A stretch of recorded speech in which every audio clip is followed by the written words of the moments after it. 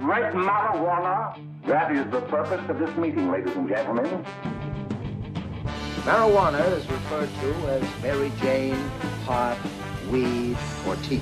That Michoacan, man, Acapulco Gold, man. I even smoke that tight stick. We're smoking reefer. The realest thing smoking on the internet. The Podheads Web Show. Welcome, ladies and gentlemen. It's 4:20 on a Wednesday night in March. You're in the Cipher with the Podheads. I'm your Commander-in-Chief, Frank the Tank, and as always, I'm hanging with my very best buds, JB Perez. Yeah, what's up? It's JB Perez from the Podheads Web Show. Make sure you follow us everywhere, Podheads JB on all social media platforms. We're back in the Cipher, baby. Let's do it. Absolutely, and of course, making C money. Hey everybody, it's Making C Money at Making C Money on Instagram and Twitter. Follow me, show some love, and maybe I'll show some back. Just kidding. It's always a pleasure to be here in the Cipher. We got some funny ass stories for you as always and personal testimony. Thank you for joining us. Hit subscribe. K-Strad, take it away, sir. Awesome. Always great to be here. Thank you guys so much. This is K-Strad. Follow me at KStradB on Instagram. And always keep your tacos safe. But we got some pretty good fun stuff for you guys here today. So remember, like, subscribe, tell your friends, uncle, brothers, sisters, everybody in your family. Share it on Facebook. Share the love, and we'll share it back. Let's take it away.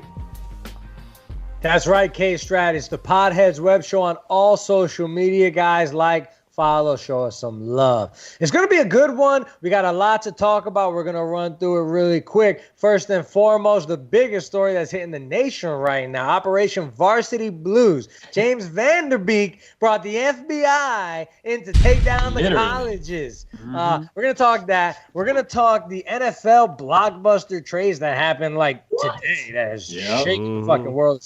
And for real this time, we're going to talk Jaden Smith. I know we mentioned it on the last rundown, but we're going to give props to Jaden Smith tonight, the savior of Detroit. It's going to be an awesome one. Stay tuned. It's the Podheads Web Show.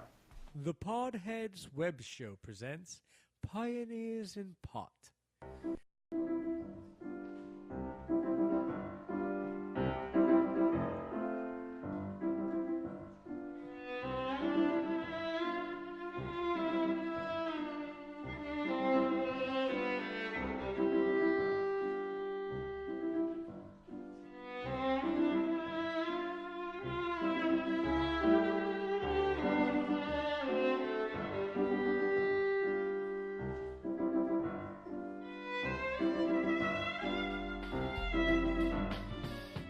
What's up, guys? You're back in the Cipher with the Podheads. Of course, This is your boy at Podhead Frank on all social media. Your Commander-in-Chief, your Sherpa up the mountain of highness. Follow me and I will guide you. But first, you have to subscribe, like, show some love. Like we always say, we will show it right back. Quick correction. I noticed on the rundown I mentioned Jaden Smith saving Detroit. No, he's saving Flint, which is right around the corner. Michigan, any place in Michigan is probably not the place to be right now, to be quite honest with you. But Jaden Smith's going to make it better, and we'll talk about that later. But before we get to our big story, guys, shall we do this? As we always. Yeah.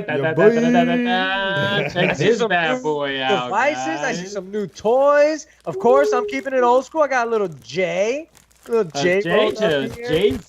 Did you double wrap it or single wrap it? Single. You know, not for nothing, but Solo Grow. Is it Solo Grow?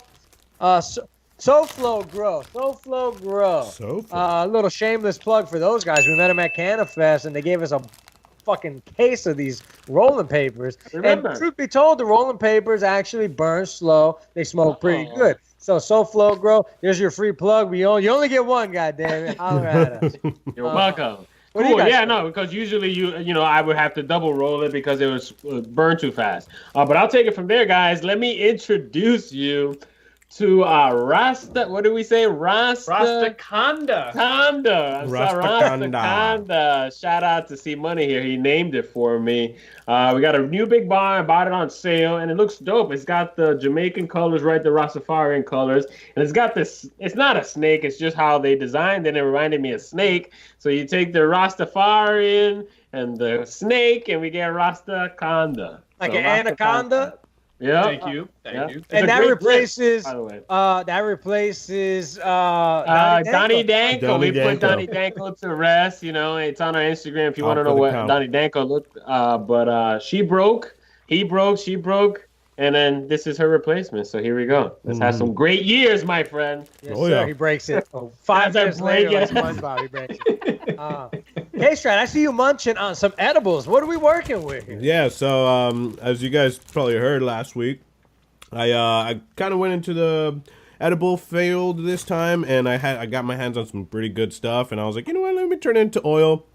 Went online, did some research, which, by the way, there's really not too much out there, so that's why I wanted to kind of put something for you guys and, you know, keep an eye out for that video. But, yeah. It's easy to fuck up. Right. They're cherry gummies, and I made them from scratch. So I took coconut oil and the bud, combined it together, made the coconut butter, oil, whatever, can of oil, and used that to put it in with the gelatin.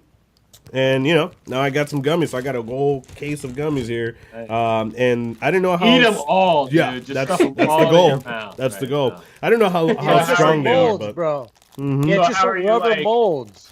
Oh, yeah. Teddy bears. See, Yeah. these are the little ice trays. I couldn't find the teddy bears. I was like, you know what? Those I are was good, gonna- though. That's yeah. nice and small. But That's pretty cool. They look Pretty like cool. How do you like gumdrops. measure it? Like, are you like eating like 3 and judging the fucked upness, or like Yeah. do you know like how many It's- does it take to get you good? Yeah. It's going by eye. I mean, I really don't know.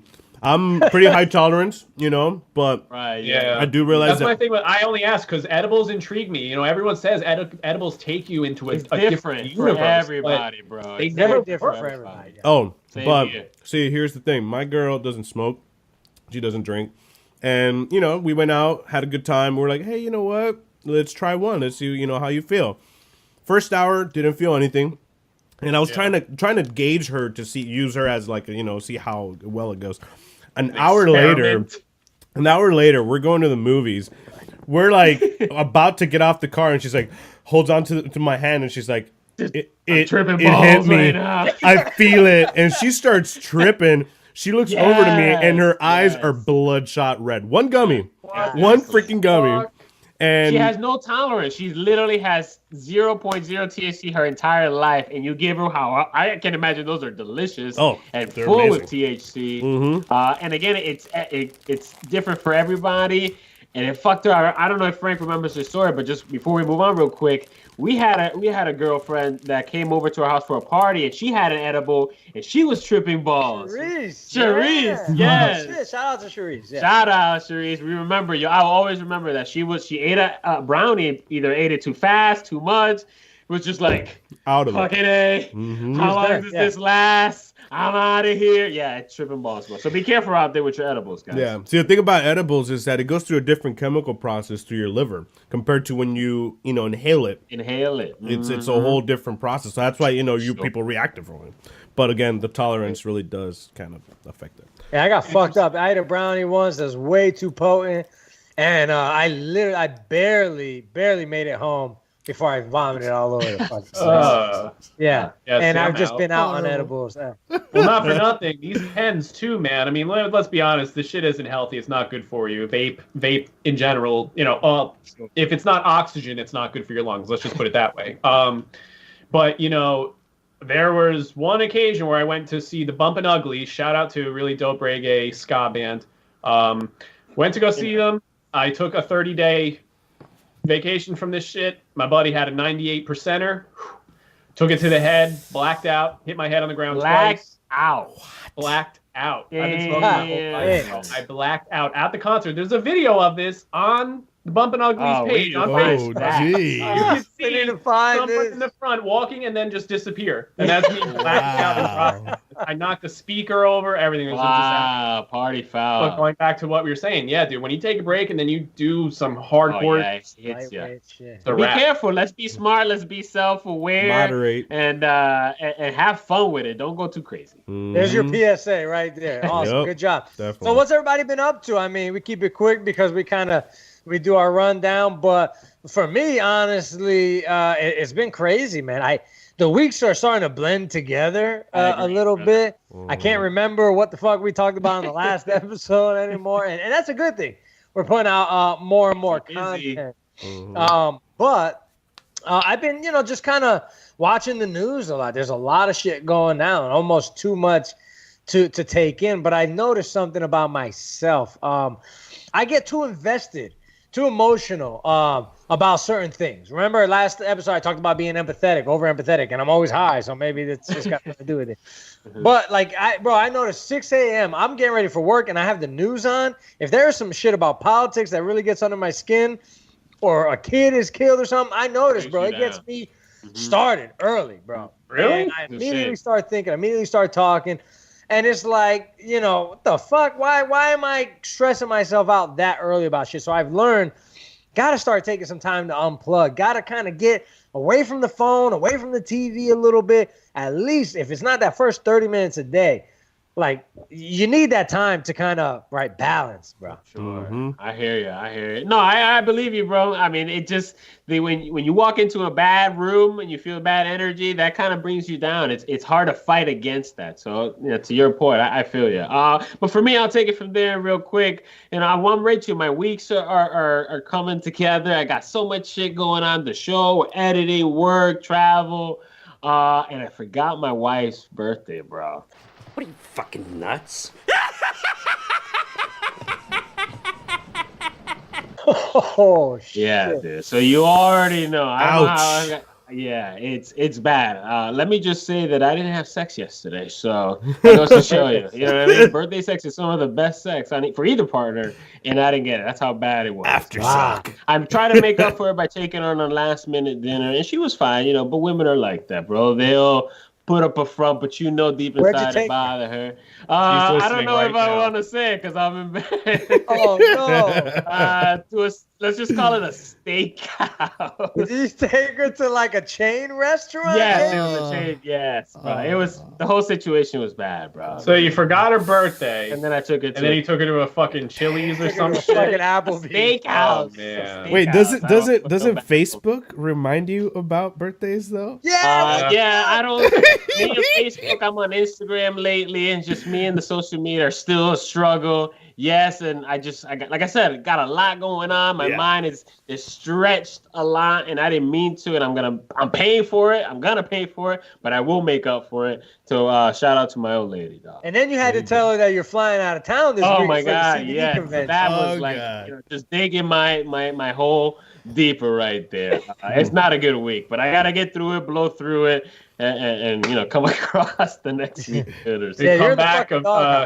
Come back a different man with some opportunity. She'll forget all about it. Most definitely. Yeah. There you go. I had to cancel family plans and plans with the kids for the weekend too, and I'm starting to learn it. Don't want to make it about me. I'll let you guys go, but I'm starting to learn that. Well, in this business, you're never really off, dude. I've gotten text messages at 7 a.m., at 9 p.m. about business and about prepping and planning, and in this business, you have to be accessible. And I've noticed, like, I'm never off. I'm never fucking truly off. So it's one of those things where it's like, damn, it's not always glorious, especially before in the startup phase where you ain't making no money. Yeah. See, money, K-Star, what y'all been up to? Well, it's to touch on that, we've been doing this for a couple years now. So we can definitely be a testimony to people that are trying to do what we do and how to establish connections in business and all that. It's not easy. To start on social media with 0 followers and to gain a generic following, organic following through the use of hashtags and so on is very difficult. Work, right? So unless you're already someone who's got a platform and just transfers into it, it's hard. So I give kudos to anyone else who's going through the struggle too. It's fun. But we're just trying to do it. We're just trying to provide comedy and entertainment for you all. We all work jobs that we may not like or that are hard, long hours, stressful lives, stressful days. And this is what this show is for. It's for you guys. It's for comedy. It's for relief. It's to bond with us. It's to tell us to go fuck ourselves. It's tell us whatever you want. I've been getting into, and that segues into what I've been doing lately. As you all know, I don't like people. I generally try to stay away from them. I like to people watch. That is an activity. That may sound super creepy, but what that really all that means is you just watch people and crack. Sure. But that's what I've been trying. I've been trying to embrace the notion that most people are good. And I've also worked jobs where I see the worst of people all the time. And when you're exposed to that habitually, you start to imbibe the feeling that all people are like this. You know, I worked in the healthcare field and I saw people at their sickest. People generally are not happy. They're not in good moods when they feel like shit or if they're dying. But in the moment when they tell you to go fuck yourself, you kind of forget that that's the situation. You get pissed off, right?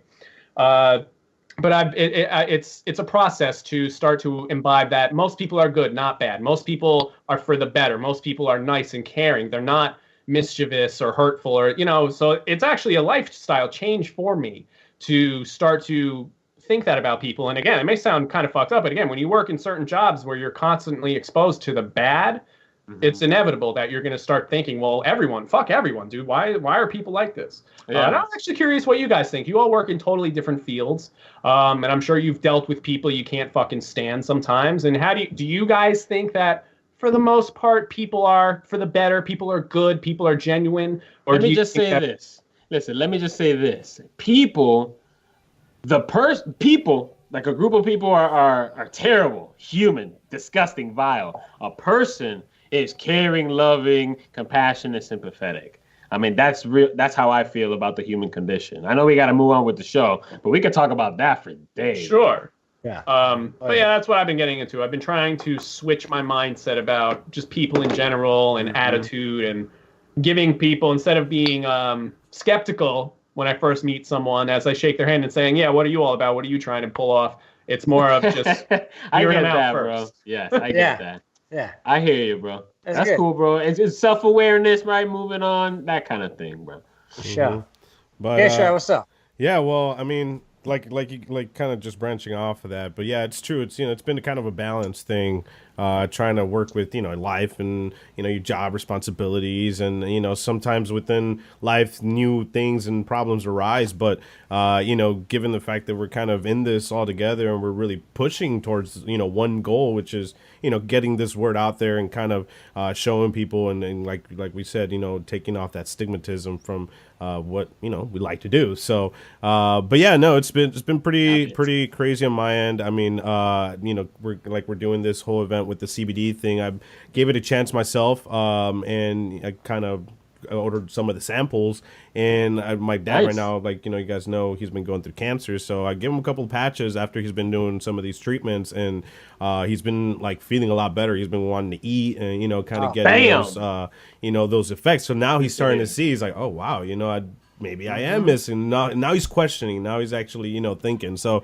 you know, in that aspect, it's like, you know, it's good. I'm happy. You know, we're riding with that. But, you know, again, you know, just trying to make this whole, you know, this goal of ours, I guess, you know, big, and, you know, just working towards one goal. You know what I mean? So, but yeah. The struggle never stops, man. The hustle never ends. The work. If you want to be successful, man, you have to just keep on working. And that's great news for your pops too, man. I'm glad that at least he's feeling a little better in whichever way he can, man. Yeah, so, most definitely. The pops there. So yeah, Frank, the tank, our leader, our fucking commander in chief. Heavy on the chief. Heavy on the chief. Heavy on the chief. You know it. Nothing, brother. You know what? It's my time to talk. Actually, it's not really my time to talk. It's your time to talk, JD. Oh, man. I usually bring you in for this. But you guys know it. We do this every week. It's the first segment for a reason. We are a network about 420 life. So you're going to bring us the 420 news, the week in weed, JB. Yeah. Thank you, Frank the Tank, for that alley oops. Yeah, I alley ooped it to you. You picked it up. You alley ooped it back to me, and I'm about to dunk it right now on the Weekend Weed. Hashtag Weekend Weed. The segment you already know, where I bring you whatever I can find in the world of cannabis, weed, 420 that I think is important for you to know. For all things cannabis, okay? So let's get right to it, guys. This has kind of been a slow cannabis week. I might say, first time I've ever said that. I mean, we did record last week, so, you know, marijuana is a train. We've said that before, that more and more states are legalizing it, right? So that's not necessarily news anymore. What I wanted to bring to you in the first headline to you comes from Alaska, guys.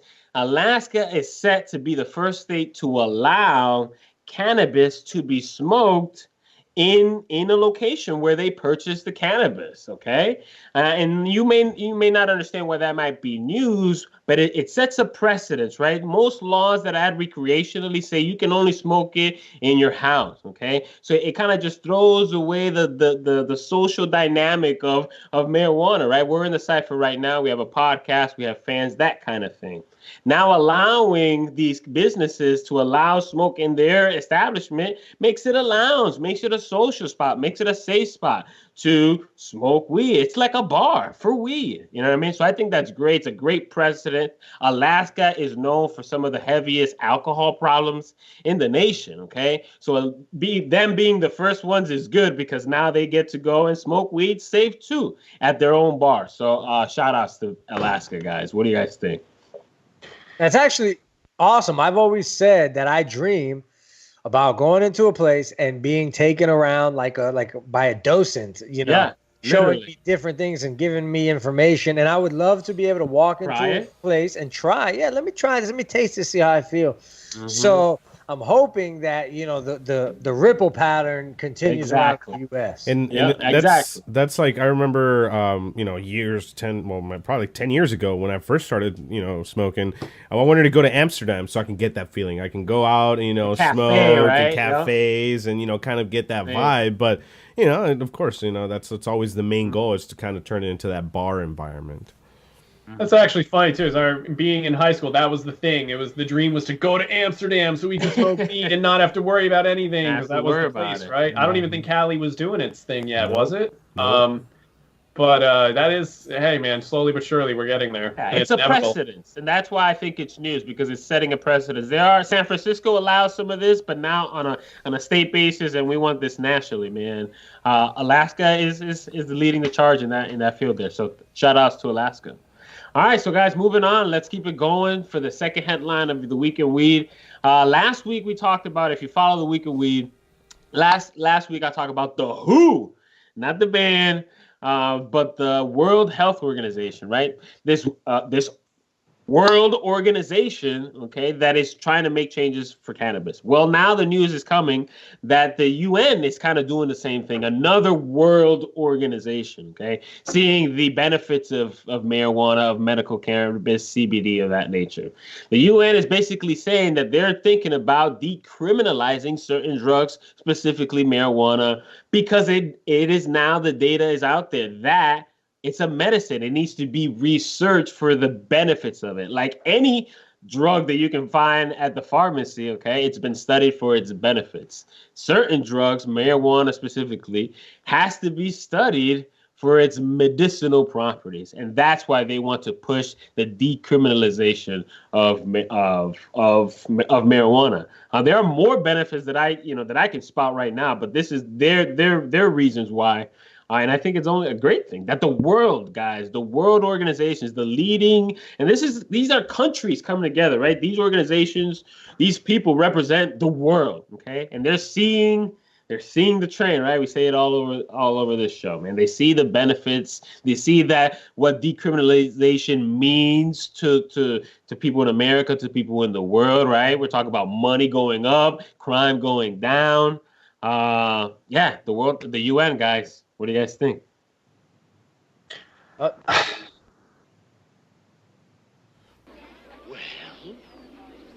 we're waiting.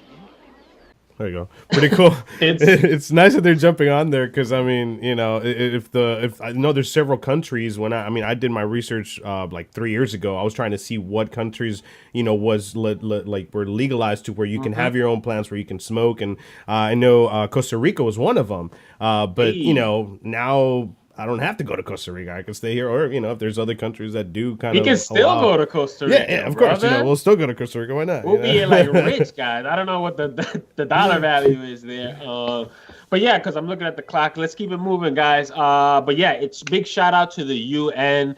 Big shout out to the world, guys. Everybody is seeing the benefits of decriminalization, of legalization of medical marijuana. So big ups. All right, the last headline in this week's Week in Weed segment. comes out of Israel. Last week, again, we talked about, or no, not last week, I did it, but Frank the Tank in another segment talked about Israel, right? How Israel was one of the leading researchers in marijuana for medical properties and all that other stuff. But it's still very illegal there, okay? Well, the news is coming out of there that their elections are coming up. And Netanyahu, I believe, is how you pronounce it. I don't want to make sure I get that right. But he is running up against somebody else who is pro-legalization, pro-marijuana.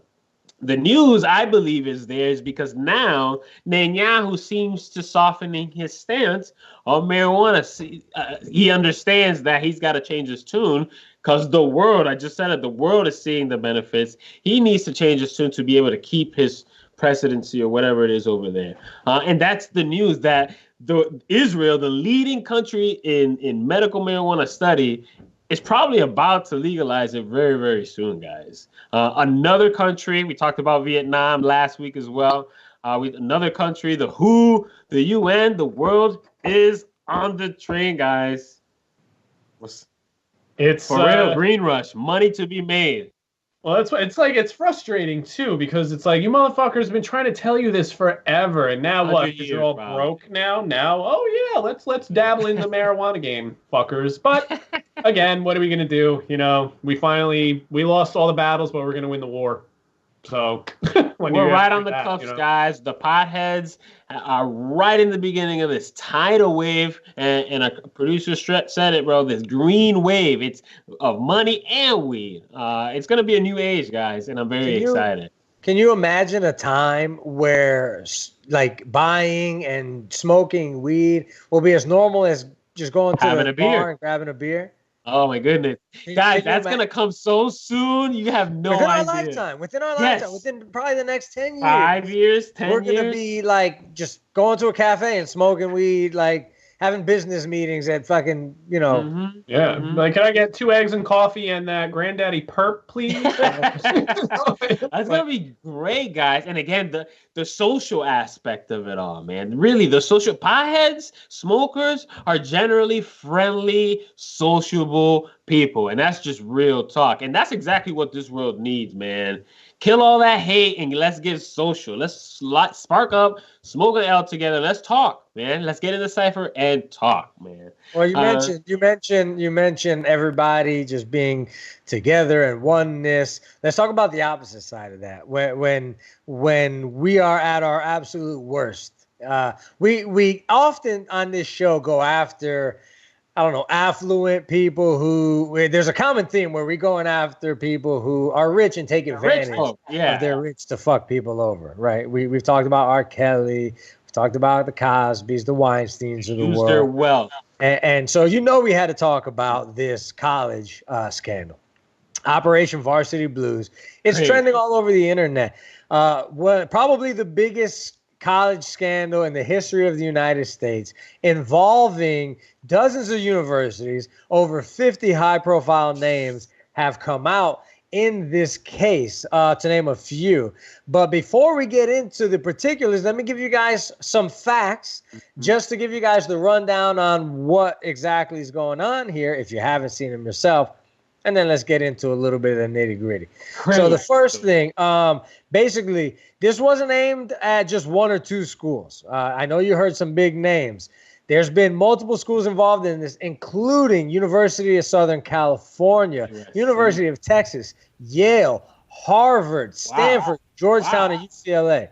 I mean, some of the biggest schools, and I guess it makes sense, but some of the biggest schools in the country are coming up on this. It does make sense. And it's not just celebrities who are facing charges. A lot of CEOs of big companies, guys who have things to do with Netflix and YouTube, like Hall of Fame coaches, at least in the NCAA, Hall of Fame tennis coaches and swim coaches are being brought up in this as well, taking bribes in the hundreds of thousands of dollars. And basically what they're doing is, an example here is basically little Jimmy doesn't play sports to save his life, and he's fucking dumb as a rock. But if we include his grades with a recommendation from this university's coach, as an athlete, he will more than likely. That's even grimier than I thought. Yeah. So I'll give you some more examples on that, but there have been bribes between $15,000 and $6 million that this report has come out to expose. Wow. Whoever got 15K got shafted. Wow, dude. Yeah, for real, right? Wow, that's insane, man. The man behind this, the guy at the forefront of this, is William Singer, or Rick Singer is what most people call him. Basically, he's earned more than $25 million in bribes for arranging this shit. And what gets me about all this, and we can touch at this on the end, but none of the students are being charged. Okay. And I'll give my opinion about that later. But all of the parents, including the coaches and this guy Singer, are being charged with crimes, associated with fraud. Yeah, fraud holy shit. One name that came up was Mark Riddle. This guy was a Harvard graduate in 2004 who was getting paid by this guy Singer to take the SAT for different students. So he would basically pose as these other students and take the SAT, get high scores on them, and these kids would get accepted. Also, Lori Loughlin, if you don't recognize the name, Full House, right? Yeah, Full House. She got arrested because she spent like $15,000 or a couple $100,000 to get her kid into a college. Felicity Huffman, Oscar-nominated actress. She was on Desperate Housewives. She spent like $15,000 to get her kid into a certain college as well.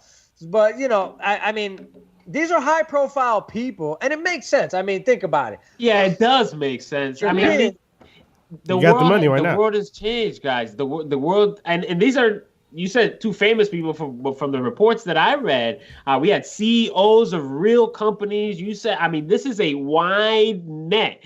So if you're not understanding, these parents, custodians paid money so that their stupid ass kid can get into Yale using sports as a medium. So these whether it be by doctoring SAT scores and qualifications, or by bullshit sports recommendations. I mean, literally, they have transcripts of parents talking to the athletic director saying, "Oh, they got him hey, on record. My kid, he doesn't know how to play football, but you're gonna recommend him as a football, Here's guy, right? Yeah, sure, okay, yeah. I mean, it just straight up. These people didn't give a shit. They weren't even trying to be careful about how, not even like I'm going to write a number on this paper and slide it across the desk. No, they were just, hey, you're going to take this bribe so you can get my son into your school? Sure. Okay. No problem. Again, we said it before the show even started, guys, that there's certain people who grew up with no repercussions, bro.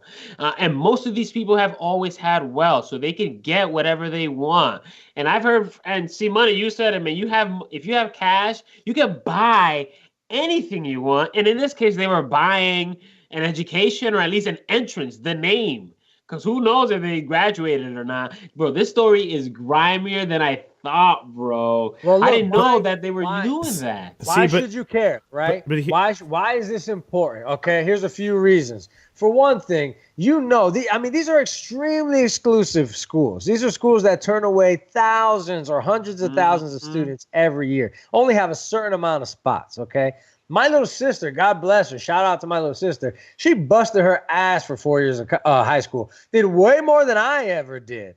You know what I'm saying? She was in student government. She was in played sports. She was involved in the community. Everything you're supposed to do. High grades, all that good stuff. And she couldn't get into the college that she wanted to because she didn't score that well on the SAT. Now, that's not a direct reflection of your intelligence, but because basically my mom didn't have $100,000 to slip the fucking athletic director or the admissions guy or pay somebody to take the test for her, she doesn't get to go to school. Meanwhile, these rich people do. You hear about this shit every day. It shouldn't be called white privilege. I'm kind of getting tired of hearing white privilege because there is white privilege out there, but it's not always. This is green privilege. This is basically, I have the money to afford to buy whatever the hell I want. Damn ethics, damn the law, and once again, technology and people, right? The court of public opinion is leveling the playing field. I'm ecstatic that these people are getting caught. These are the good. And I don't want to run on. I'll pass it to you guys. But I think that the kids, if not being charged, sure, you don't want to lock them up, fine. But they should revoke their damn degrees. Yep. Fuck that. Or at least their admission. See, at the point is, like, you kind of question, like, is it the parents' part or is it the school's part? Fault. Because I think it's just the school's fault for allowing that to happen in the first place. I mean, yeah, it's all money driven, and if you got something to pay, then I'm gonna kind of slide under the paper. But at the end of the day, it's the school system's just broken. It's not the same anything. It's not the same. Well, they mentioned that none of the schools are gonna be that none of the schools are really aware of it. So I think that there might be some kind of, I find that hard to believe. Well, maybe not hard to believe, but look, when you find out your college football coach is diddling fucking the students, the whole school has to pay, right? The whole athletic program has to pay. So if your coaches or your admin people were accepting these bribes, then that school should have to fucking pay for a while for something. Yeah, they have it on your watch. And see, Money, I want to hear what you think, bro, your opinion. But, not ignorance is bliss, but, sports is a big deal in these schools, okay? They'll turn a blind eye. The AD, the athletic department, the leaders of that school will turn a blind eye to a lot of things to make sure that player plays, okay? If the coach is recommending this player as super athletic, they're gonna be like, fuck yeah, let's let them in. So I give them a little credit, okay? Maybe not a lot of credit, because they can be, if they wanted to know, they really could figure it out. But if the coach is saying, I want this player, you're gonna give them the player, you're gonna give them the scholarship, okay? Fuck the coaches, fuck the parents, all those rich, maybe not white guy, I don't know, we call white privilege, you said it, Frank. But fuck all these greedy bastards, bro. We say it all the time on this show. This lacks ethic. We get no. America's supposed to be a competition, and they're using their money as a weapon, and it's a fucking strong weapon, man. That shit pisses me off, man. Yep. Well, the wheels are turning. At first I was about to just jump all over them and say fuck them, those pieces of shit, and then I think about it. Well, you know what? Devil's advocate. We always like to play it.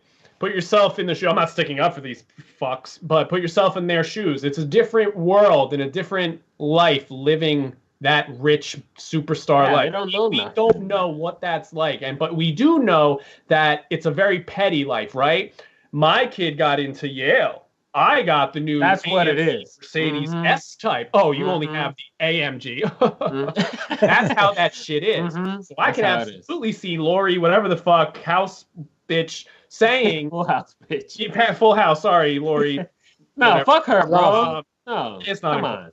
I can see her saying, I got to get this kid into the school, or I'm going to be. Right, I get it. Yeah, I'm going to be humiliated.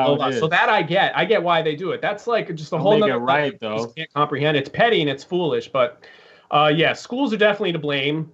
I do believe that there are probably people that didn't know it was going on, because there are large companies where you'd be surprised how many people, sometimes even the CEO doesn't know certain things are going on because companies are so large. So I'm on the fence about that.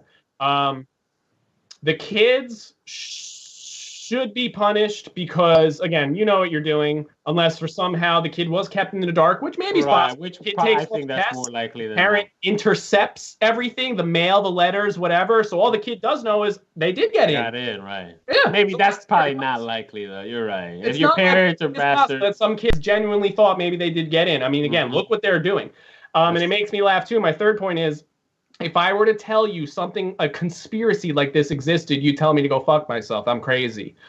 Look what is possible, dude. There are companies and colleges intertwined with each other in corrupt greed. Anything is possible. Like anything on a grand scale like this is possible, and it's really sad. Everything is happening. It is happening. They don't have $100 grand. It's happening every day. It's just technology is exposing it. So that'll be a lesson to everybody. That's exactly technology. You can't hide anything more, okay? So if you want to be a crook dealer, you better not get caught on the internet or on anything, bro. It's gonna come out. It's gonna come out. That's exactly the point. This is not something new. Come on. People have been bribing colleges to get their students in, private schools, all kinds of shit, teams, for since the first schools. You know what I mean? It's just like people been beating minorities, just like cops been killing kids. It's just that social media is now bringing that shit to the forefront. It's finally not just social media, technology. I mean, you can't hide shit. These FBI, they were wiretapping. They got these people's conversations. Just, I mean, you can't hide shit. We said on the episode, JB just said it. He reiterated it. Your best bet is to just be a good person. Fucking, do your thing. Obviously, they're not out there trying to fuck with people smoking a little bit of weed, fuck with people having a couple beers in public. You know what I'm saying? But if you're just sitting there, your kid's a dumbass. You didn't prepare your kid to get into a good school. So now, instead of just owning up to it, you decide to buy your way into it. That's unethical as shit. It's illegal, and they deserve to fucking go to hell. Sounds like an EA video game. Unless you buy your way through it, you ain't succeeding. EA. Exactly. Hey, good point. That's true. Nice reference there. But look, we got to take a break anyway. We're against the clock. Going well, guys. You know what? Fuck all you bitches and you college scandal ass motherfuckers from the Podheads. We'll be right back. Yeah. You can find all your Generation Championship Wrestling gear online at fullygimmicked.com. T-shirts? Stash cans? We got them. Fullygimmicked.com is the place to go. And while you're there, make sure to check out the other awesome products that fullygimmicked.com has to offer. But make sure to pick up some GCW wear while you're there.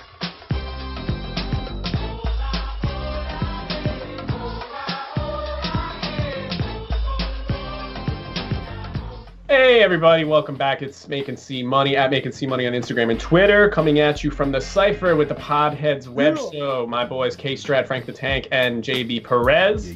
I have mixed emotions about a certain someone, and I want to know what you guys think. Fucking Conor McGregor. Yeah, man. I was on the Conor train for a while. Actually, I wasn't, because I thought he was just a cocky prick. Then he was shutting motherfuckers out, and I said, all right, this dude's the real deal. We've all been following him. We've seen it all. Then Khabib Nurmagomedov fucking destroys him.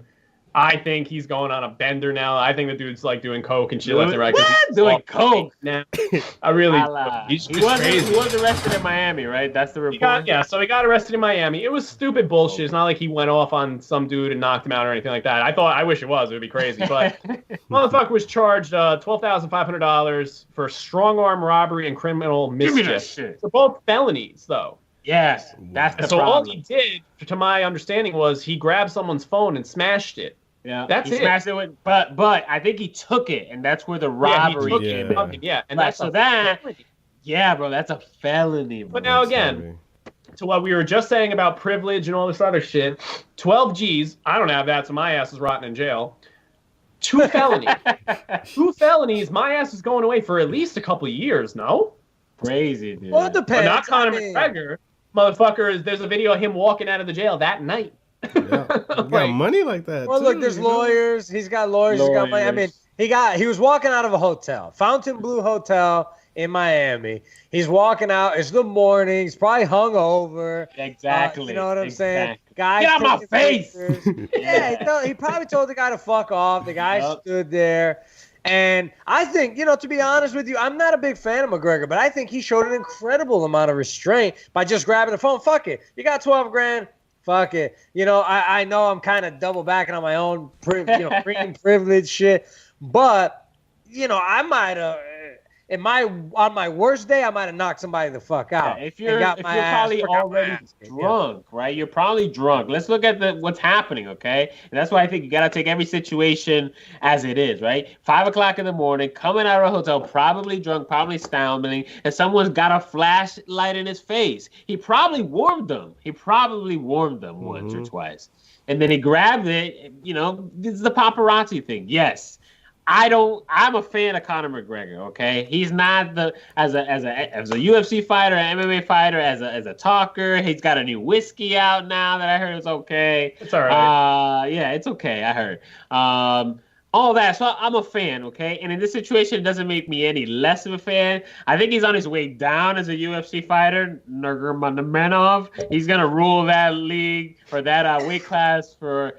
No, shout out to him, bro. He whooped my ass easy. I just can't say it right. Name one more time. I can't say it right. I'm sorry. I don't mean any disrespect because he whooped my ass. Or whatever. Yeah, but my point is that, you know, I think he's on his way out. And in this situation, it didn't really change his status with me. He paid his fine. He probably won't go to jail. 2 felonies will probably get reduced to something much lesser, and it'll keep it moving. But it does feed into the point of privilege, guys. If you and I did it, if Frank did it, he would be in jail right now in an orange jumpsuit. True. You know what I'm saying? And we're not getting out for several years. Say what? And we're not getting out for several years.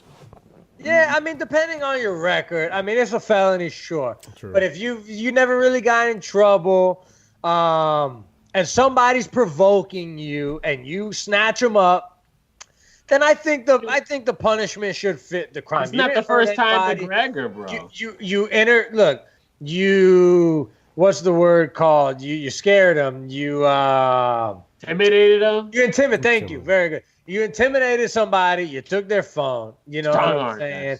The guy's probably gonna settle. I mean, truth be told, there'll probably be some kind of civil shit going on, and he'll probably pay some money to the guy, and it'll be a wrap. For him, it's probably worth it. But let me ask you guys this: the other side of this coin. You mentioned about the knockout. Two bad losses. You guys ever been embarrassed before? And I mean embarrassed in the sense where you've been talking shit about being confident about something, or talking shit about swearing something that you know something, and then you just get embarrassed by somebody. Maybe you're playing football or basketball, you know, or whatever. Oh yeah. You know, Conor McGregor at one time in his career, I mean, baddest motherfucker on the planet, talking shit. He's walking around making a giant ass of himself, bro. Yeah. I mean, think about it. But he was backing it up. Because he could back it up, basically. Saying, fuck the world, who's going to tell me difference? I do and say what I want. Then comes fucking Nurmagomedov, whatever, Armageddon, whatever the fuck. Hell yeah, fucking Armageddon. You know, he shuts you the fuck up. He proves you out, fucks you up in front of the world. Bro, imagine that level of embarrassment and just, bro, he hasn't been on social media. He hasn't been saying shit. This guy, Mayweather's trolling the shit out of him.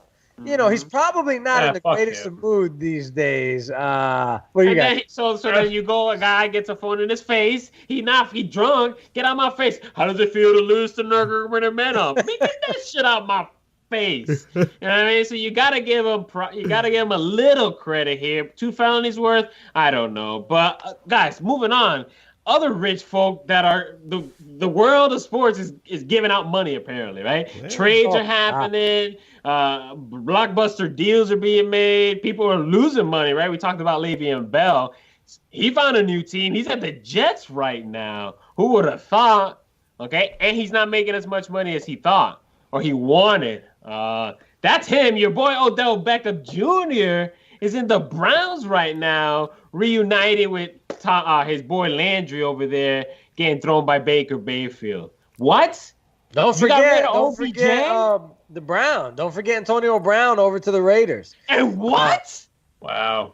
Dude, the NFL is flipped on its side right now. Nobody knows what's going on. The Giants have given up 2 of their best players, arguably. They've also let one of the best secondary guy on their secondary go into free agency. So they're in a complete rebuild mode. But when they let Odell Beckham go, it really just rocked the world of sports. NFL, absolutely. Because everybody believes he's a bona fide Hall of Famer, and they let him go. You talked about Le'Veon Bell, and I want to touch on that real quick. He did take about 10, 11 million less than he turned down in Pittsburgh a few years ago, but he's got more guaranteed. Pittsburgh doesn't guarantee their contracts past the signing bonus. So he got a little bit more money in the guarantee, which is important for a running back. But truth be told, everybody believes that he got less than what he probably deserves. Is it going to change the game in New York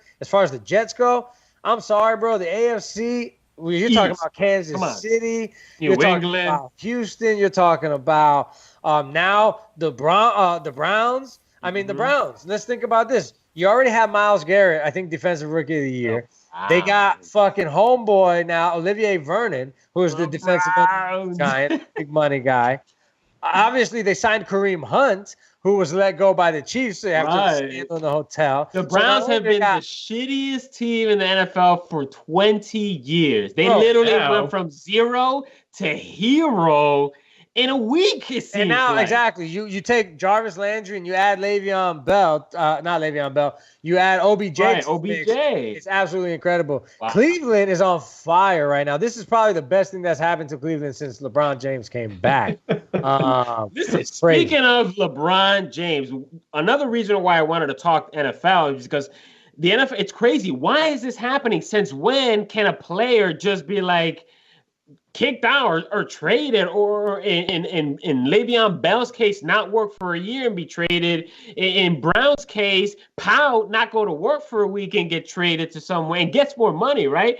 Antonio Brown's got more money. So, like, what is happening here? And I kept thinking about it and thinking about it. And I think about LeBron James, right? LeBron James is a brand unto himself. He can literally say where he wants to play, who he wants to play with. He has full authority around himself and everybody around him. And when you're at that level in any sport, you kind of feel that way about yourself, okay? So I think of OBJ. I think of Antonio Brown. Antonio Brown, I'm the best damn receiver in the world, bro. You're going to pay me. I'm LeBron fucking James. You're going to pay me. If you're not going to pay me, then get me out of here. The toxicity of it, teams don't want that, okay? So my point is, the branding, the LeBron James effect, I guess I call it now. It's just like athletes making so much money in the world of social media have a brand to protect, to increase, to elevate, to get money, to do me. Fuck everybody else. And that's how it seems that some of these players are. And I'm thinking Antonio Brown specifically because, again, he got mad, decided not to play, and he got what he wanted because he got on social media, because he is the best player in the world. So, again, at that level of athlete, these guys are going to be able to do what they want. These trades are going to continue to happen because they're not worried about playing in LA, right? They're not worried about the owner paying them. Everybody makes millions and millions and millions of dollars. Everybody got a house in LA, Hawaii, Paris, China, okay? Now it's about my legacy. Now it's about my brand. Now it's about whatever I want it to be. Hell, the damn CEO of this shitty ass team. No, you don't think you agree? I think I respectfully disagree a little bit with you. I believe that the brand is important. I believe you. I agree with you there. But I think it's more in the NFL's case. The NBA is pretty much essentially run by the players. And in the NFL's case, it's still very old school. OBJ was traded from the New York Giants. Don't let nobody tell you anything different. He was traded from the New York Giants because Saquon Barkley turned out to be a diamond in the rough. And here's why. Why pay Odell Beckham, okay, the best receiver or second best receiver? Listen, $20-30 million a year when we ain't winning a championship anytime soon, okay?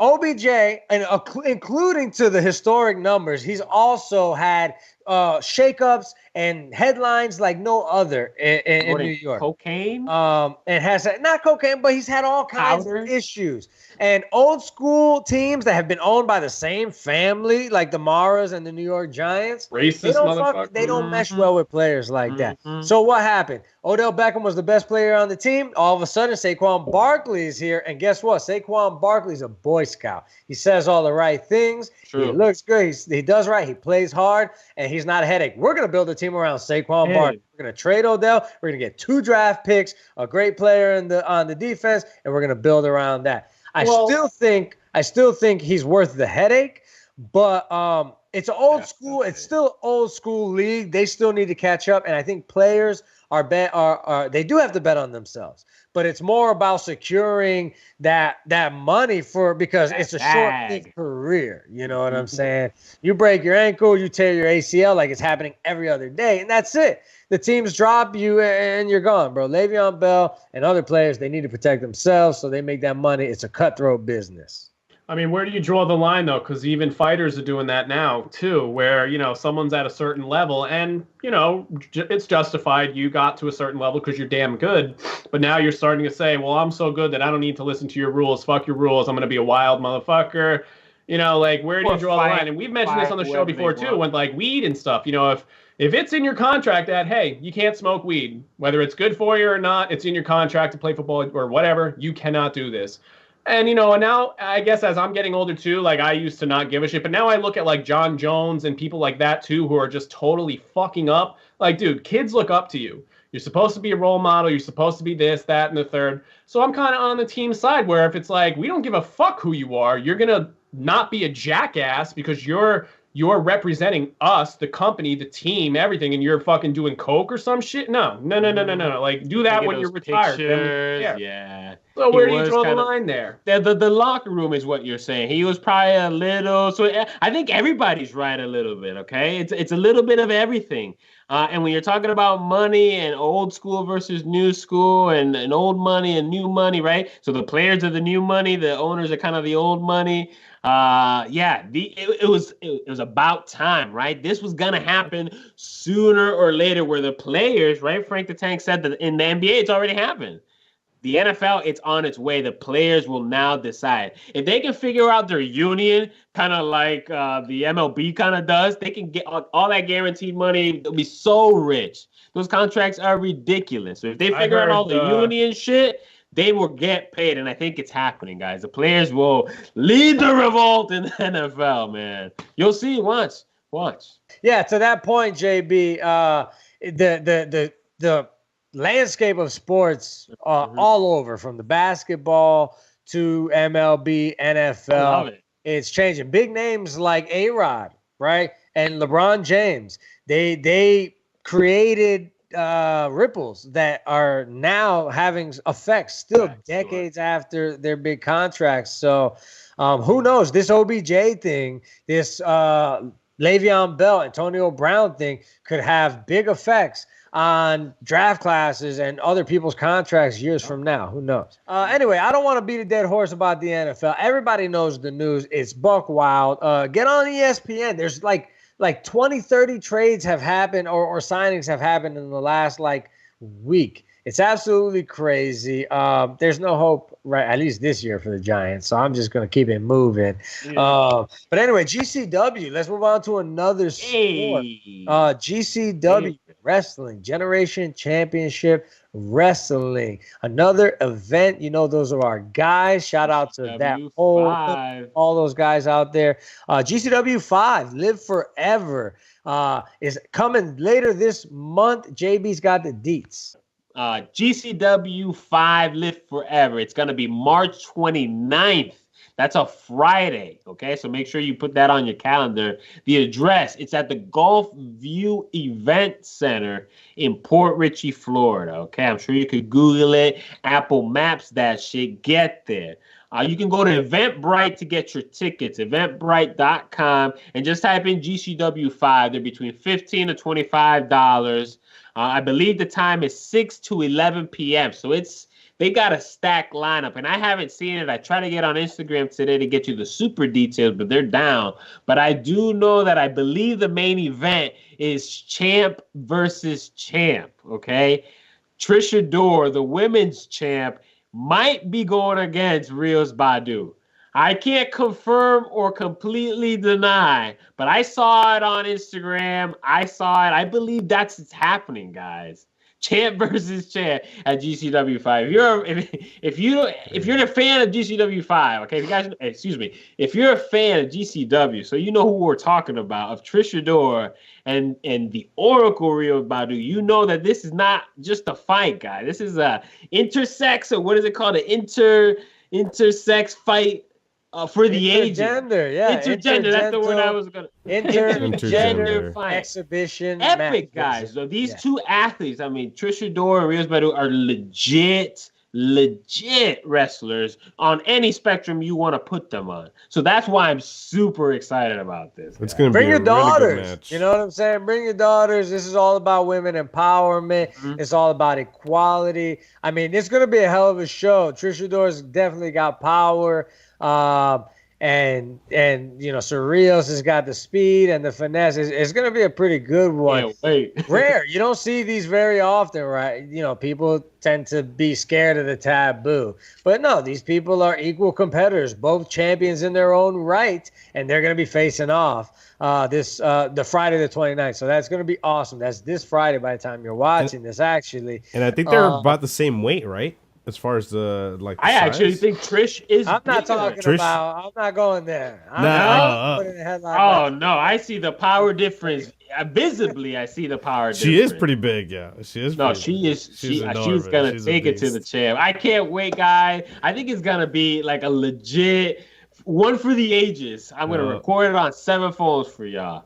But we're gonna be doing the commentary, guys. So if you follow the Podheads, we're doing the commentary for GCW 5 and hopefully for all the GCW events. So again, www.eventbrite.com. Gotta get your tickets. Type GCW 5 in the search bar there. $15 to $25 at the Gulf View Event Center in Port Richey, Florida. So it's not in Tampa, it's a little further away, but it's a legit spot, and it's going to be a legit card, a legit event. We'll be there. Yeah, guys, I can't wait. Hells to the yes, sir. It's going to be exciting. We always have a good time. Like you said, it's on a Friday, so don't forget, get out of work and rush over. It's in Port Richey, so anybody in the area, Tampa, Newport, St. Pete, anybody on the west side, basically, come on over. Doesn't matter, even if you're here in Orlando, if you're a fan of wrestling, if you're a fan of the Podheads, come out, say what's up. It's going to be a great time. By the way, those tickets, $15 to $25. Those we're talking ringside. So you know they're best deal that you can get anywhere, and definitely worth every penny. Come on out and show some love. #live forever. But we got to take a break. So we're going to come right back, and we're going to talk Jaden Smith, saving Flint. Give him his props, the world. His daddy does. Yeah. And we're going to have some higher learning eventually. It's going to be a good end to this show. Stay tuned. You're in the Cipher with the Podheads. Yeah. 30 seconds. You still got time. 30 seconds? Oh, yeah, bro. Look, we're going slow. Okay. Come on. You got probably 30 seconds from now. Come on, I wish we had, like, Eye of the Tiger playing or something right now, bro. Man, you're getting close. He's slobbering over that thing. I don't even want to hit that shit now, bro. Nigga, that's how everybody rolls blood. Here we go. We're getting to it. 10 seconds left. Oh, come on! That light hits go. That's all you got. When that light hits go. I think you got it, bro.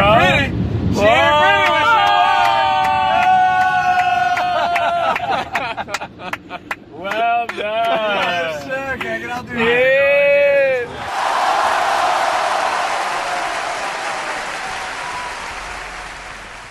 Hey everybody, it's Making C Money bringing you back again. How lucky are you? At Making C Money, sorry, on Instagram and Twitter. A bit of a brain fart there. We're good. We got to do someone justice. We forgot on the last show. Right. Sometimes the cannabis is really good and we forget. Sorry. Jaden Smith, I just saw this in headlines and I said, that's pretty interesting and really cool, this dude. So apparently he's trying to be the savior here of Flint, Michigan, which is fucking crazy because I feel like we talked about this like years ago. It feels about that way. Poor people and they still don't have clean water. Yeah. I mean, it's 2019 and we're talking about cities in this country with no clean water. What the fuck? It's so crazy, dude. It's crazy. But I can't give him all the credit. Apparently, First Trinity Missionary Baptist Church has been like the saviors this whole time. They've been giving out water bottles and this and that. But we all know that giving out water bottles isn't exactly sustainable. Let's be honest. So what this kid did, and I mean, we all know who Jaden is, obviously. He's a wealthy kid already. He's worth about $9 million, which is very impressive at his young age. Obviously, given his parents, it's a little easier. But so this kid is actually being Yeah, I mean, shout out to him. I mean, crazy. Yeah. So this kid has an organization called Just Water, from what I understand, and he's actually bringing a contraption called the Water Box. And we'll put up a picture. We'll put up a picture here, I'm sure that you can see. And it's actually a contraption that obviously turns water into drinkable, safe water. Very interesting. Now, this is Jaden Smith. Like, you know, I think he's even younger than us, and he's doing this shit. Definitely. So it's very, is it innovative of him? Is that the correct word? Because, yeah, you know, he put out some singles or whatever from my knowledge, and he kind of really hasn't done shit since. I don't know. I'm not really follow mainstream, but I haven't heard anything. So for him to just come out of the blue and say, you know what, fuck this. Nobody else is taking care of this. And I mean, there are celebrities that got way more money and resources than he does, and they haven't done shit as far as I'm concerned. So I just wanted to give a quick, you know, what you guys think of still dealing with this issue, and a random celebrity like him, and I mean that in the most respectable way, has to come to the aid, not the fucking government, maybe. Yeah, I mean, we'll give him his props where his props due. Anybody who uses their own money to help anybody, no matter what kind of fan, you gotta give him some props. The Flint thing is still ridiculous to me. That the government, their government, right, the Michigan or the Flint government, still hasn't figured this out. Water is a precious resource. Okay, we take for granted water, we really take it for fucking granted is what I'm saying. Okay, so when you're without, like some of these people in Flint, then you're really suffering. Then you know what it really means to drink water. So shout out again to Jaden Smith. Shout out to anybody who uses their wealth to help people, because we talk about everybody who uses their wealth to hurt people. So we got to give the props to the other side. And Will and Jada and the son, they own the company called Just Water in Glen Falls, New York. And what this water box is the water box actually is a replica of that same filtration system in that giant plant, just obviously a smaller version. So again, the Smith family had to fucking do this, not the government, maybe. I'm sure there's some debacle there. And obviously the debacle is still ongoing. But if you got somebody like who we have in presidency, that's a minor nuisance, a bug bite on the body of America, I guess. Yeah. Hold on, I just want to clarify something. This water box that we're talking about, from what I understand, this isn't like a filtration device. This is just instead of using plastic, they're using like a box that is made of like 100% recycled material. Yeah, to deliver lead and shit from the water. Yeah, so it's responsibly sourced materials to deliver clean water to people. So instead of delivering, tons of plastic water bottles that are really just one huge jug, is that what it is? Well, what it is these are now biodegradable, like kind of water jugs. Rather than plastic, it's a more environmentally friendly, a lot more cost-effective material. So in turn, they can bring a lot more. And without hurting the environment. And Will Smith's in on it too, so it's kind of a big deal that they're doing. Because when you described it, I thought this was like almost like a Brita system, water box you attach to your sink and it cleans your water. Yeah. It's these big boxes that they, that's interesting though. It's kind of like a milk carton, but with water. What I kind of want to throw in there is I just seen this. It's funny though that you mentioned this, because I just seen this. It's an episode it's a series on Netflix about like what the planet and everything. It's called One Strange Rock. So Will Smith is the narrator for that, and I guess during that making of the film is where it kind of inspired him to kind of go, because it talks about water and it talks about other the scientific background behind certain things like that we take for granted every day, like oxygen and water and all these things. So I think a lot of that has reflected down to Jaden, and it's pretty cool to kind of see that whole family come together and say, hey, you know what, let's make a difference. And they got money to do it, but still they got that positive flow, and that's what's cool. Yeah, they're all kind of hippies, right? Will Smith and Jada are having open type of relationship. Maybe not open, but very free love, whatever. She does her thing, he does her thing. Jaden's got dreadlocks, or maybe he shaved it off. But they're all kind of hippie, world-loving. And Will Smith, who doesn't love that family? Again, I just want to give props to people who use their wealth to help people. Whatever it is, whether it's a filtration box or a container that biodegradable to deliver water, whatever the hell it is, you're doing more than a lot of people. You're doing more than me. So big shout out to you. But let's keep the show moving. Speaking of Netflix, K-Strad, see, Money was telling me about a new show he was watching about Ricky Gervais. Before I gave it to you, see, Money, I saw the first episode, and I totally get why you're into it, or at least you started to watch it. This Ricky Gervais, if you don't know who he is, you need to get with that guy, because that guy is hilarious. I'm sure he ad-libbed some of those scenes, and he is on point. And he's British, so he has the accent too, the way he curses. And it's not just cursing. He doesn't just say fuck, fuck, fuck. The descriptive curse words that he uses just made me laugh in the situation. It's hilarious. But go ahead, C Money, man. So yeah, it's a show. There's only one season, so I don't know if it'll be a continuous show. I don't know how there could be a continuous season after this, but it's called Afterlife, and if you haven't seen it or heard about it, you need to get on that. It's an amazing dark comedy from what I recollect is what it is, and pretty much it's about a guy named Tony who had a really perfect life. His wife Lisa dies from breast cancer, and his life just kind of tumbles down. He falls into a major depression. His dad has Alzheimer's that he visits every day, and it's things that we all can relate to in some way, shape, or form. Someone has dealt with what he shows you in this. There's drug addiction with heroin. There's everything that's evil. And I use that word loosely, and you know what I mean when I use that word. Anything that's just shit. It's in there. And obviously the one that hit me the most was the guy falls into a huge major depression. I've been fighting that shit my whole life. And I understand why people kill themselves, because eventually sometimes you lose that fighting battle in your head. And that's very sad. Because to me, all it is a voice just telling you to constantly give up, to constantly kill yourself, to constantly say you never amount to anything. Now, imagine being told that all day, every day, your entire life. I mean, it's a fucking war. Neither here nor there. So Ricky does an amazing job at really feeling this guy's emotions. I mean, I think I'm dead inside for the most part. I teared up at least 8 times because there were just so many sad moments, like the guy with Alzheimer's. There have been family members in my family that died from Alzheimer's and all that. Yeah. So that, scenes where he walks in and the dad can't remember that his wife died, and every time he sees him, he goes, "Oh, how's your wife?" And he goes, "Fuck, Dad." Like, every fucking time you say it kills me. Like, and I can relate to my grandfather who had the shit and didn't remember me, or my mom, his daughter thing. It's very sad. So again, not to bring this whole mood down, it's obviously a dark comedy. Ricky does an amazing job of, getting these one-liners in, these punchlines, these insults. I mean, they're fucking great. And obviously having it be British humor, his accent, all the manners they use, the slang, it's just amazing. So the moral of the whole thing is he finally realizes that there's hope. For any situation, there's hope.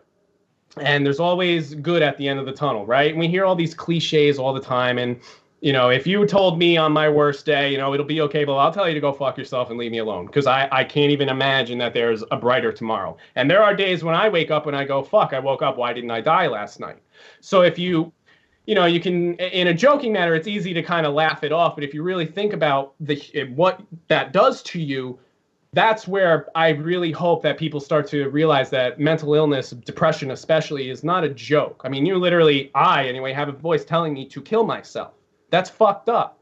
Now, it's your job to obviously fight that little voice, but look at people like Robin Williams, Chester Pennington from Linkin Park. People who have it all. How could they possibly be sad, you wonder? Because it's all up here. It doesn't matter. So obviously there's a happy ending. I won't spoil anything, but there is a happy ending at the end of all this trial and misfortune he goes through. And what really hit home with me was when he's at a psychiatrist, and I'm not on the board with that. I think psychiatrists are bullshit. All they do, in my opinion, is help you figure out what's wrong with you and why you're behaving the way you're behaving. Why is somebody else telling me about me? So what I started to realize was I was actually meditating, and I didn't even realize it. So what you got to do is you just got to get quiet and really start to go inside your own head and wonder, what's wrong with me? Why do I act this way? And the psychiatrist does that. So, And there's one point where his character says, I just don't want to be in pain anymore. Like, I don't want to be sad anymore. And his psychiatrist goes, so stop. And that moment, I sat there and I went, you know, he's got a point. Because Tony Robbins said it himself. You can change your mental state and your physiology like that. And there's actually an exercise that Tony Robbins does. And he says, I want you to take your hands and I want you to slap them together really quick. And he goes, there's another exercise where I want you to smile in front of the mirror. He goes, you cannot not smile in the mirror without actually laughing. It's not possible because you look like an idiot. So it's, you know, like I'm not feeling that all sad and depressed right now. So in this mindset, I could say to you, yeah, if I wanted to be angry right now, I could make myself angry. If I wanted to be happy right now, I could make myself happy, just like that, right? So I was just curious, you know, I wanted to share amongst our peers and amongst you guys, you know, obviously you guys know I've been dealing with that shit forever. And I just wanted you guys to check it out because, you know, you guys have kids too. Me have been a kid in high school. I didn't tell my parents I was depressed and thought about killing myself at 14 all the time. I would never tell them that. Couldn't. So again, people that have children, sometimes they're not going to tell you that shit, man. Things may seem a little off with them and no, everything's okay, nothing's bothering, but they're going through hell and you have no fucking idea. So it's documentaries like this that are so perfect for this time because especially with the new generation, they're not disciplined the same way that we were. So they can't take things like we can. And I know I'm speaking truly from fact. I come from an Italian family. We got our ass beat if we misbehave, bro. But let me tell you something. I don't do that shit anymore.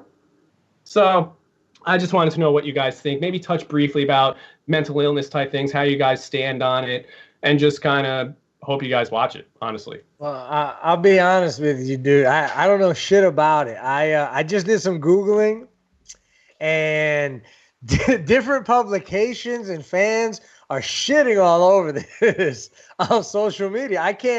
I expected to find what you were talking about, but that's not what I found. It was because a lot of people all kinds of people saying they're offended and saying that this is, you know, tepid attempts to reinvigorate old jokes. They're saying that he's reusing old jokes from old movies and shit, and he's trying to make light of suicidal tendencies and bereavement, and he's missing on a lot of strong points. You say that that's not the case. I guess opposite. I guess it's relative, right? It's relative. These things, I guess it depends on what it means for you. If he's pissing off a bunch of snobs or pissing off a bunch of people, as long as he's helping a few people, then I guess it's not a bad thing. I guess what I would say is, for a long time, the United States has been very mum on psychology, or at least mental health issues. Oh, absolutely. We've seen it in our sports. You know, we've seen it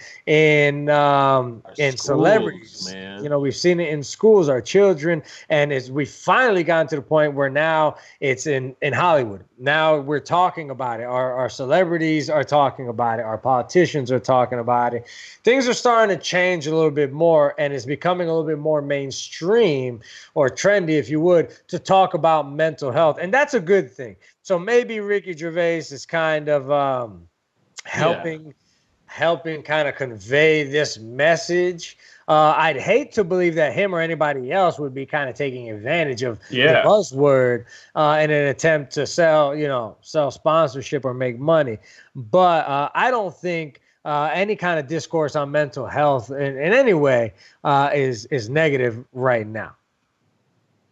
Yeah, I mean, I gotta say this because C Money said it. When I think of Tim Robbins, right? I think of Banana Hands from Shallow Hal. He calls them Banana Hands because he's got huge hands, right? He's got fucking banana hands. Anyway, whether the show is shit, I've only watched the first one, and I thought it was pretty funny. I thought his comedy was good for what he was saying.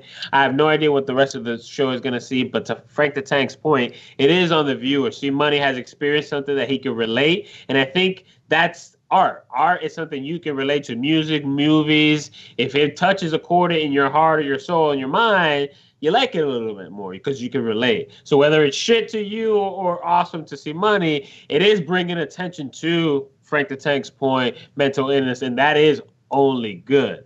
But let's keep it rolling. because I'm looking at the clock again. Let me throw it right back to you, C-Money, because you got a lot of feelings boiling up, man. This got you feeling a little bit riled up. So keep it going. I love this segment. Tell me what burns your fucking high, C-Money. Well, what's ironic, too, is it all segues, right? So there's something that have you guys ever called someone crazy and you knew nothing about that person? You know, someone fucking out there freaking out, whatever, you go, that person's flat out crazy. Have you ever done that? Absolutely. Sure.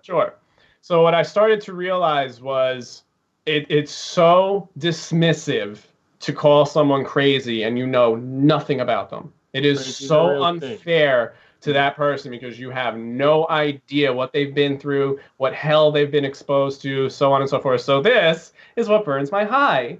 It's people who cast judgment upon others and they know nothing about them. Nothing. Now, we can all crack jokes and shit. You know, like I said, I like to people watch. And if I see someone doing something stupid, wearing something stupid, maybe they look a little funny, I'm going to crack a joke. I will be the first one to tell you that I'm not perfect. I have imperfections. I have insecurities. I just like making people laugh. So I was hanging out with someone the other day, and this person, we were at a McDonald's, right? This person just started freaking the fuck out. They weren't on their phone. They weren't doing anything. They just started freaking the fuck out in the middle of this restaurant. Everyone's staring at them. Holy shit. Obviously, you'd all kind of go, okay, like, what the fuck's about to happen in this shit? And all the videos and shit I've been seeing over the past couple of weeks of shit going down at McDonald's and Burger King and all that, it's like, fuck, I got to fear for my life at fast food now, too. And right away, my buddy was like, that guy's fucking crazy, dude. And I wanted to hit him. Like, I just wanted to smack this kid across the face because, again, the last couple of years have been trivial for me mentally. It's been a battle to stay on the other side of that, the lighter side of that fence. And if you were to see me when I was spiraling downward, you would have called me crazy. But you have no fucking idea what I've been exposed to, what I've seen, thought, heard, whatever. And it just boiled my blood. And obviously we were smoking beforehand. That's why we went to fucking McDonald's, right? And dude, I totally just I felt like I didn't even smoke afterwards because I was so full of emotion at this kid. And this kid is a friend. And it just boiled my blood, dude, because it's just not fair. Like the moral is you guys don't know what people have gone through. I've known people that have been held captive and raped by neighbors as a child. Did you imagine what that does to you as you get older? And that person resorted to heavy drugs to escape that shit. Shock, right? So it was just, it's a quick burns my high, and I apologize that it's quick, but the moral is don't fucking cast judgment, man. Be careful with that crazy word because, like I said, you have no idea what that person's been going through or has gone through. Just keep your shit to yourself, keep it under your breath, but be careful with that crazy word. Because again, mental health is a big thing. It's a growing issue. CBD and cannabis, THC, all of it actually helps mental health. So see how we're all intertwining this? Yeah. It all blends together.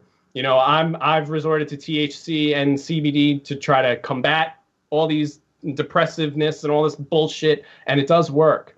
So just be careful with that word, guys. Be very careful. Teach your kids not to use that word. Don't throw that word around. Because again, I mean, imagine your kid is talking to another kid and that other kid has a horrible, horrible home life. What's stopping that kid from just snapping on your kid the day your kid calls him crazy or something? You know what I'm saying?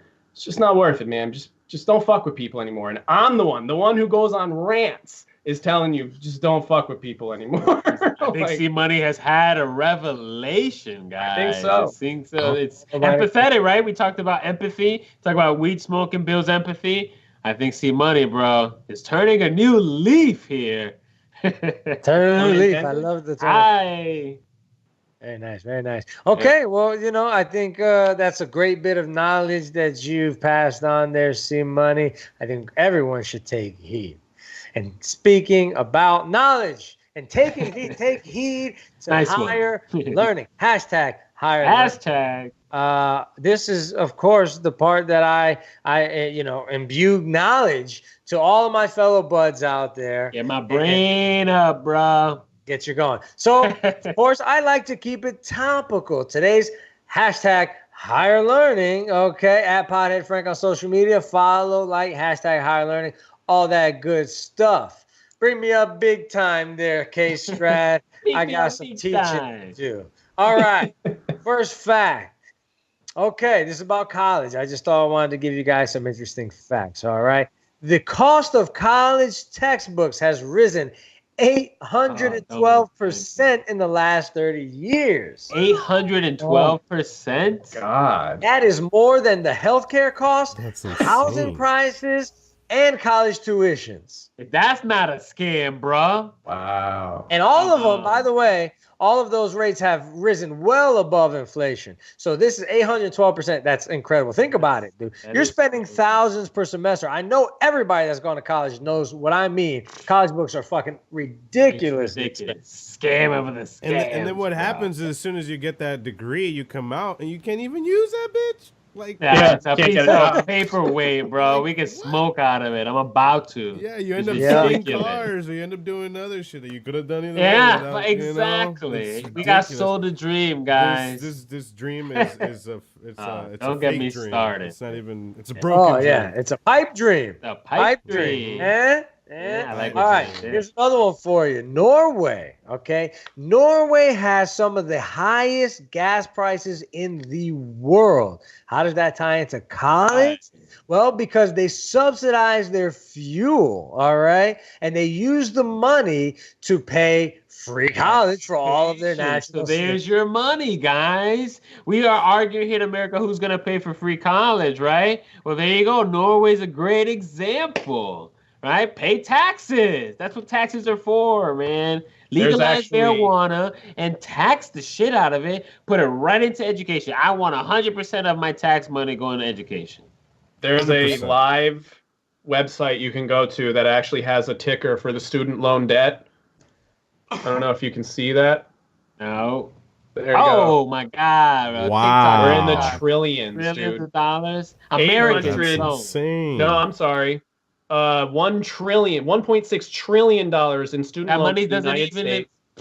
That's crazy. Real. And auto loans don't even touch that number. Bro, it's so nuts. It's ridiculous. For what? What investment? What are we? I'm sorry, Frank the Tank. I'm sorry. You know how I get when we talk about this shit. Passionate here. I know. So keep it going with colleges, guys. 14 of the world's 25 largest stadiums. Now we're talking about soccer, baseball, football, special events in the world. Okay, the 25 largest stadiums in the world, 14 of them belong to college schools. Wow, football teams. Holy shit. What?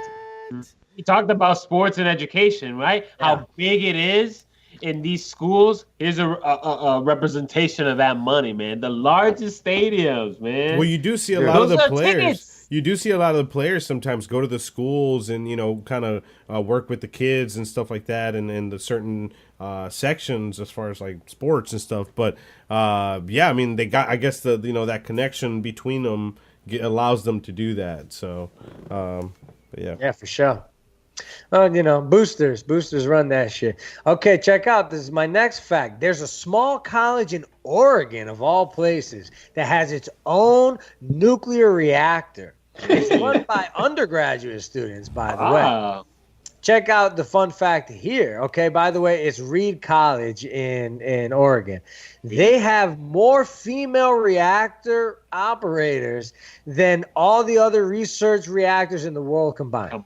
Look at that. What does that tell you, guys? Come on, glass ceiling. A quick note on nuclear energy. We got Americans, or the government has got to stop being so afraid of nuclear energy. Nuclear energy is the cleanest form of energy production in the world, better than solar and all that shit combined, and yet we're afraid because of the Russians and the Japanese made a mistake. Their reactors were shit. There's technology now for reactors, so let's get on that train and make some free energy, man. I'm on the fence about that one. No, bro, don't be. Let's keep it moving. That's a conversation. Sorry, I know. All right.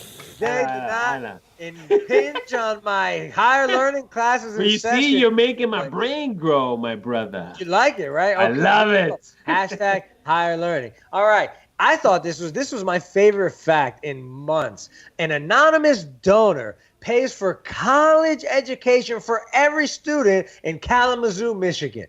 Wow. Shout out to Kalamazoo. It's called the Kalamazoo promise. It's a pledge by a group of anonymous donors that pay up to 100% of any of Michigan State's colleges or universities for graduates of public high schools of Kalamazoo, Michigan. To get it, you have to have gone to school like pretty much all your life, elementary school, high school, all that shit. But if you are a resident, born and raised in Kalamazoo, free college. Look at that. Shout out to them. And look at that. Another example. We talk about the Smith family doing this shit. Another example of the public having to do more than what they should or somebody else or the government should be doing, right? And why wouldn't you, you know? I'm not trying to delay it, but if you're worth $1 billion and they said, look, man, we're going to take a little bit in taxes, you're going to help a lot of people, you're not going to notice a difference in your lifestyle. Why wouldn't you just say yes? Remember, we talk about corruption all the time in this show. If it was perfect, it would be beautiful, but it's not. Yeah. No, it's not. Okay, just a few other ones for you guys. Theodore Geisel. Who? Okay. I'll tell you in a second. That name sounds familiar for a reason. He was caught drinking gin as a Dartmouth undergrad and was forced to resign from the college humor magazine. All right. So he started contributing under a pseudonym. That pseudonym was Dr. Seuss. Oh, Dartmouth College in Massachusetts. Dr. Seuss is from my hometown, Springfield, Massachusetts. So just showing you, because he got caught drinking gin and got in trouble, he changed his name to Dr. Seuss, and now he's probably the most famous writer in all of children's books. Absolutely. And my last one. My last bit of higher learning for you guys, to all my Trekkies out there, or even if you're not a Trekkie and you're just looking for an extra couple $100 to pay for your college books. Apparently, being a Star Trek fan can get you a $500 college scholarship from an organization called Starfleet. So Google that shit. Hey. Get you some money just by letting them know you're a fan. Yeah, and you that's can buy your higher fucking learning, guys. Hey, hashtag higher learning. I love it. Love it, guys. Good one. I hope you're a little bit smarter. I hope you've increased brain size. Yeah, swole. You gotta relieve the pressure. Yeah, awesome, guys. Yeah, that's it, guys. That's a wrap. That's a show. Always a pleasure. Don't forget to follow us on all social media. The Podheads Web Show, Instagram, if it ever comes back up, Facebook, YouTube, all that good stuff. Follow me. I'm at Podhead Frank on all social media. And don't forget to come check us out at GCW 5 in Port Richey, Friday, March 29th. JB. Yeah, Podheads JB. On all social media platforms. I'm trying to get better on my social media games. So definitely comment, definitely like, definitely interact with me, but definitely follow and like and subscribe to Podheads Web Show. Hashtag Weekend Weed. Hashtag Higher Learning. Hashtag Getting the Cipher. Hashtag all that shit, bro.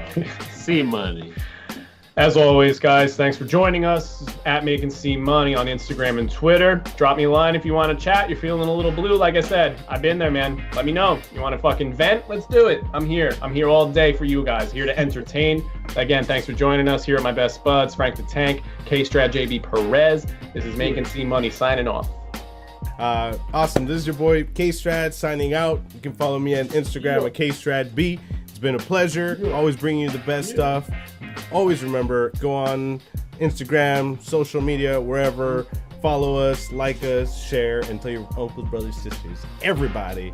Share the love, and we'll share it back. Keep your tacos safe, and we'll see you next time. Yes, sir. Guys, don't forget, check out Tote Games on YouTube. Check out the Weekend Weed Higher Learning. You're going to be able to see all that shit on its own. Check out, we're going to be adding these episodes, the audio feed, to our iTunes feed. So look out for that soon. Again, GCW, look out for that. Higher learning, everywhere, drug screening. We got a lot coming. We're more of a network than a show now. So check out our YouTube page. Really get in there. Let us know what you think, what you want to see. And yeah, we're all making this better. Baby. Smoke weed every day. Yeah, It's Podheads, baby. Yeah.